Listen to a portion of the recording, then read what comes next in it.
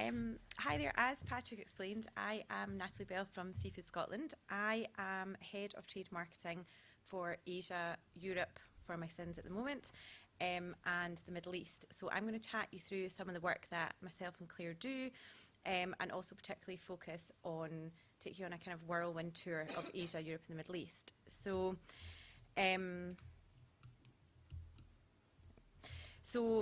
Seafood Scotland's market development work aims to raise the awareness of Scottish seafood, educate buyers and maximise opportunities for Scottish seafood within the UK and international markets.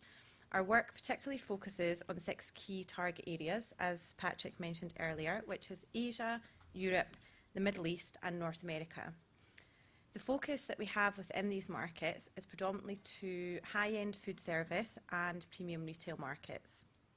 The market development work that we do at Seafood Scotland is underpinned by the Scotland Food and Drink export strategy, where seafood has been outlined within that strategy as one of Scotland's key food and drink export categories. Thanks, Natalie. I feel like I'm about to announce a BAFTA winner up here. I'm Clare McDougall. I'm Head of Trade Marketing for Seafood Scotland, and I cover North America and the UK. So I'm going to follow Natalie today and talk to you a bit about opportunities, trends and things that are happening in North America. But as Patrick kind of, I've gone too far, I think. As Patrick kind of outlined, as part of Ambition 2030, we've got some top prospects that we concentrate on. As you can see behind me here, these are the top 20 seafood export destinations for the UK, and this is where we concentrate most of our support for the Scottish companies wishing to export. And this is also where most of our in-market specialists are based as well. So this is where most of our activity happens. So I'm going to hand you back to Nat, who's going to talk to you about Europe, Asia and Middle East, and then I'll come back and speak to you about the USA and Canada. Thank you. Okay, so I'm going to start with Asia. This really is going to be a whirlwind tour, given the time that we've got. So over the past few years, there's been significant growth in the export of Scottish seafood to Asia. Asia's rapidly growing middle class are fueling an increase in protein consumption, with seafood and red meat consumption predicted to rise by 33% in 2030. Across the region as a whole, we're seeing positive growth in food service in particular, with China alone predicting growth of 5.5% over the next 3 years. There's been a significant increase in restaurant receipts and more dining out of the home, and also purchases across Asia, and this trend is predicted to keep going. So again, Asia is a very big region, but the top trends that are coming out across the market at the moment are food to go, so bento boxes, picking something up on your way home from work quickly that you don't have to reheat or do anything with, seafood themed brunches, MSC certification, and products that have got a strong provenance story behind them as well. As I mentioned earlier, food service is one of the most important channels for exporting products to the region, but there's also a strong demand from retail and wholesale as well. Where we see, and this list isn't exclusive, but where we see the most demand coming from buyers within the Asia region, covers lobsters, oysters, scallops, brown crab. For anybody in the room that does brown crab will know exactly what I'm talking about. We just cannot produce enough for their demands. Langoustine, mackerel, salmon, mussels, and also whitefish as well. The whitefish demand we're finding is growing year on year. So next, Europe. So the EU is a major seafood consumption market, with household expenditures of approximately 54.7 billion euros. The consumption within the EU is dominated by wild-caught seafood, which represents 3/4 of the total market, with an increased consumption of salmon. The EU countries that consume the largest amount of seafood are Spain, France, Italy and Germany, and this is where we see the main opportunities lying. However, there's also increased opportunities coming across in Benelux as well. So the trends that we're seeing coming out in Europe, a big focus at the moment is health and wellness. So people looking for products that are natural, that are trendy, things like that. Also artisanal products, innovative products, transparency of products. So they're looking for on the label where the products come from, provenance, and also animal welfare as well. Within Europe as a whole, of the countries that I've mentioned, there are huge opportunities in Spain into the main wholesale markets, as well as generally into retail and food service. Again, the main species that we're seeing demand for there are shellfish, so langoustine, crab, lobster, scallop, salmon, both fresh and smoked, whitefish, with a growing interest in pollock and hake, and also herring. On to the Middle East. In terms of food and drink, the United Arab Emirates has been identified as providing the largest regional opportunity within the Middle East. This is largely due to the advanced development of the economy and the high proportion of expats residing within the region. There are an estimated 240,000 British expats residing mainly in Dubai, Abu Dhabi, and Sharjah in Dubai. Fish consumption in the EU is forecast to exceed 990,000 tonnes by 2030.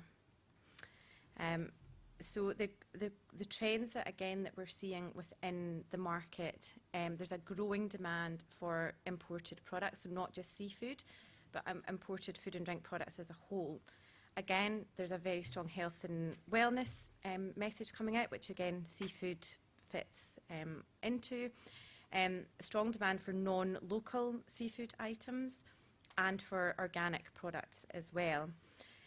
There's lots of opportunity within the Middle East, again within food service and premium retail. With food service, you obviously have a high proportion of 5-star. Most of the hotels are your 5-6 star hotels, so there's opportunities there for brunch, fine dining, etc. And that's for live and chilled langoustine, hand dive scallops, crab, and also for whitefish.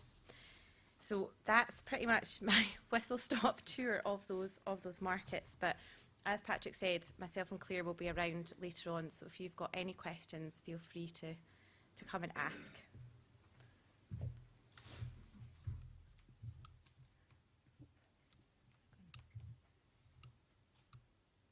There we go.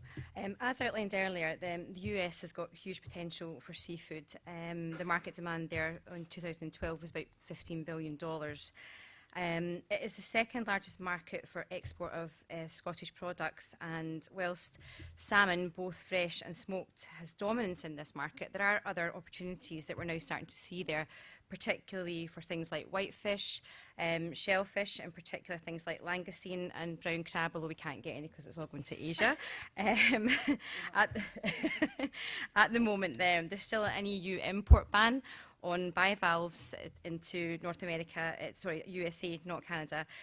So there's no current market opportunity there for things like oysters and scallops, although we have seen some companies starting to get cooked mussels and sauce into the retail sector, and perhaps that might be one of the few upsides of Brexit, so that we can get bivalves into the US. The main trends in market are pretty similar to the ones that Nat's outlined, the kind of inherent health benefits of seafood, the innovative products, the provenance, sustainability of Scottish seafood, and there's a real interest in the accreditations within the US market. Things like MSC, Monterey Bay, Global Gap, BAP. If you have these accreditations, that really does go pretty far in that market. The main routes to market are via FTA registration, which you have to get your products in. And usually it would be identification of an importer, and then a distributor. It's quite common to have both, and your distribution partner can be chosen by your importer, or you could find distribution partners for yourself that you can kind of pair up. As a few of the companies in this room will know, it can be a long and complicated process to actually do business in the US. However, due to the size of the country, there are significant opportunities available if you can just hang in there. On most occasions, organisations will have importers and distributors in different geographic locations, so possibly on the West Coast, the East Coast, Midwest. There are opportunities for seafood in both food service and the retail sector for fresh and frozen seafood, and frozen value-added seafood as well. The value-added seafood in the US is not as sophisticated as we have in the UK, so it's actually quite easy to be innovative in this market. Even things like melt-in-the-middle fish cakes are quite a kind of rare thing there, so it's quite easy to kind of be innovative in that sector. In terms of retail opportunities in the US, there's the opportunity for both branded and own label retail products.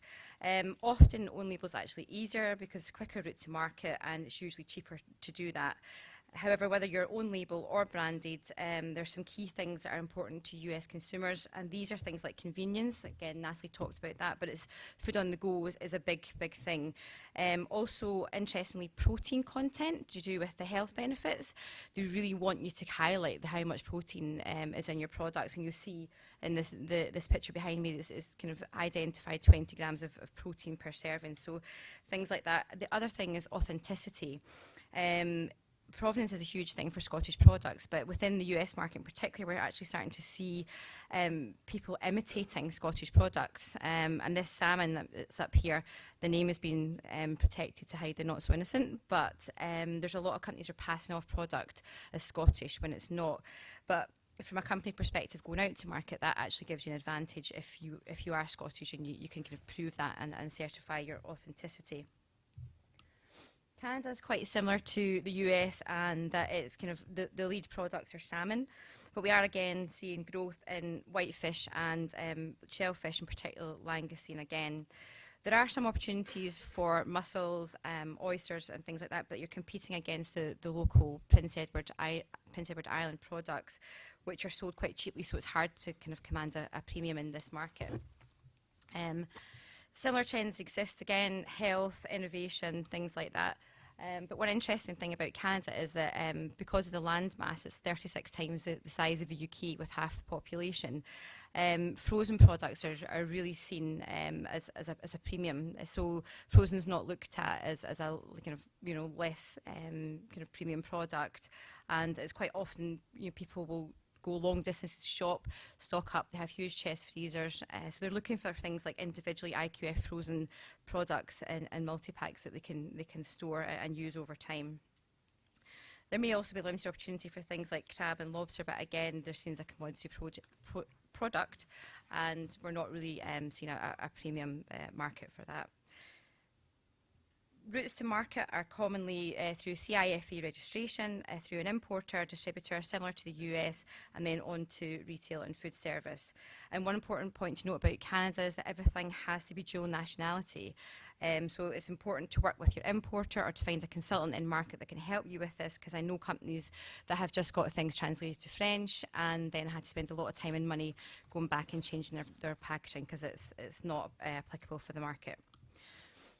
Finally, in the North American market, as in most export markets, with perhaps exceptions of a couple, communication is critical to success.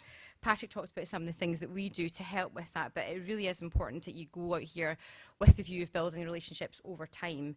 You have to be prepared to go out and visit the market, not just go to trade shows, but also go back out and meet with your contacts in market, arranging things like in-market visits, which we also help with. But also something that we're doing more of now is the kind of social media and influencers. We just come back from Senna where we had some of them on stand with us there. These people have got huge potential to reach out. You've got thousands and thousands of followers. So I think if you are going out to market, make sure that you do think about these as a kind of opportunity to promote before you go. Now, I've already talked about own label opportunities, so I won't go over that again. But as Natalie said, we're both here. If you've got any questions, I'm happy to have a chat with you later. And I'm going to now pass over to these two very knowledgeable gentlemen from Kelly Logistics who are going to chat to you about that. Thanks.